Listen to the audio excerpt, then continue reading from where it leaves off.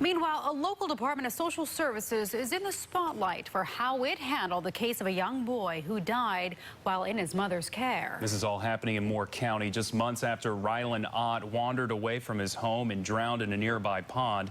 His mother, Samantha Bryant, was already on probation and under DSS supervision at the time. New at 11, CBS North Carolina's Michael Hyland is breaking down how this case is bringing some bigger issues under scrutiny. Michael? What happened here was so disturbing to the woman who was Rylan's guardian and advocate in court. She decided to break confidentiality rules to speak publicly. She says changes have to be made because kids' lives are at stake. The face of 23-month-old Rylan Ott is one Pamela Reed won't forget. His death is something Reed says must spur change. So why did Rylan Ott die at the hands of the very institution that was supposed to protect him? Reed was Rylan's guardian ad litem in the fall after his mother, Samantha Bryant, was arrested on 2 counts of child abuse. She had also then exhibited these really erratic and very concerning behaviors and red flags. In December, Reed told a judge Bryant was only ready for supervised visits with her son. But the Moore County Department of Social Services disagreed. CPS is supposed to be the safety net for these kids when they're brought into this crisis mode.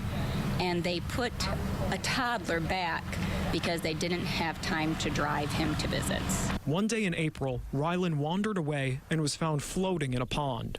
Reed told the Social Services Board Wednesday what happened here signifies larger issues with DSS, like high turnover, too many cases for workers to handle, and intimidation of employees. The supervisors were not supervising properly. They were giving us ridiculous policies. Susan Reeve is a former caseworker who used to handle cases like Rylan's. And when I was told no, I needed to go to my office and do my notes.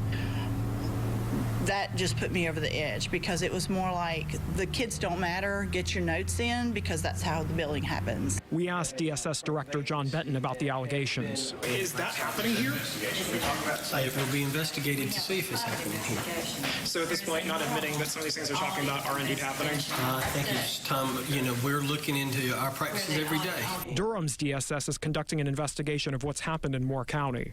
Given the privacy issues often involved in these cases, we asked the board chairwoman, how will we know that some of these issues that have brought up actually end up being addressed? You will know. I'm not for sure. Can you elaborate on that at all? I don't know how at this point. I'm concerned about how far that will actually get us as far as really knowing and getting answers. Moore County DSS currently has 18 caseworkers handling child welfare cases and is hiring 3 more, which is how many they're budgeted for. The agency will also undergo an audit next month, which was scheduled to happen anyway. Sharon? Eye-opening, Michael. Thank you.